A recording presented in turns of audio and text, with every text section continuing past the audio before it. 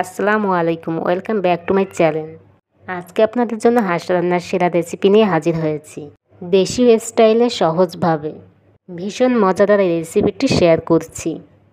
একদম পারফেক্ট স্বাদের হাঁস রান্না করতে চাইলে অবশ্যই পুরো ভিডিওটি দেখবেন, আশা করি ভালো লাগবে। এখানে প্রায় 1 কেজি পরিমাণ হাঁসের মাংস আছে। আমি কেটে ধুয়ে পরিষ্কার করে পানি ঝরিয়ে নিয়েছি। 1 কাপ পরিমাণ পেঁয়াজ রসুন বাটা, 8 থেকে 10টা গোলমরিচ, 6টা লং, 3 টুকরো দারচিনি, 4 থেকে 5টা এলাচ, 2 থেকে 3টা তেজপাতা, 2 টেবিল চামচ পরিমাণ আদা বাটা। চুলায় একটা কড়াই বসিয়ে দিয়ে দিচ্ছি পরিমাণ মতো সরিষার তেল। আমি সরিষার তেলে হাঁসের মাংস রান্না করছি, আপনারা চাইলে অন্য তেলেও রান্না করতে পারেন। দিয়ে দিচ্ছি পরিমাণ মতো পেঁয়াজ রসুন বাটা। সরিষার তেলে রান্না করলে টেস্টটা ভালো আসে। দিয়ে দিচ্ছি আদা বাটা। একসাথে ভেজে নিচ্ছি যতক্ষণ না এদের কাঁচা গন্ধ চলে যাচ্ছে। এরপর বাকি মশলাগুলো দিয়ে দিচ্ছি।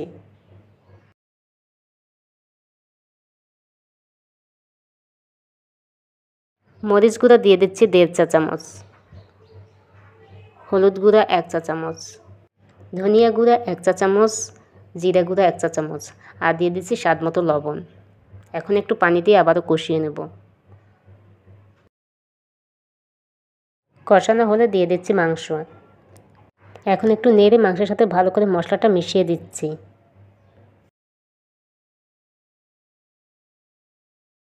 এবার এটাকে মিডিয়াম আঁচে 5 থেকে 6 মিনিট রান্না করে নিব।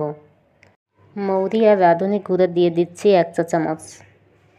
এতে করে হাঁসের গায়ে যে এক্সট্রা গন্ধটা থাকে সেটা চলে যাবে। আর এভাবে আরও প্রায় 10 মিনিটের মতো কষিয়ে নেব। অবশ্যই একটু পরপর নেড়ে দিতে হবে।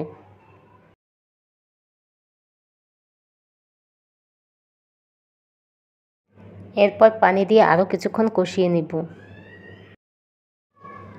এখন ঢাকনা দিয়ে ঢেকে আবারও রান্না করে নিচ্ছি 5 থেকে 6 মিনিট। 5 থেকে 6 মিনিট পর ঢাকনা খুলে দিয়ে দিচ্ছি আস্ত রসুনের কোয়া। এরপর আবারও কষিয়ে নিচ্ছি।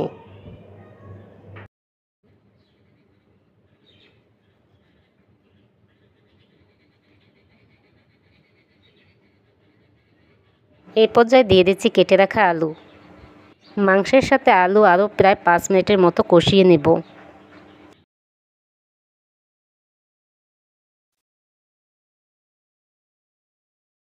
মাংস আলু সব কিছু ভালোভাবে কষিয়ে নেওয়া হয়ে গেছে। এখন দিয়ে দিচ্ছি পরিমাণ মতো পানি।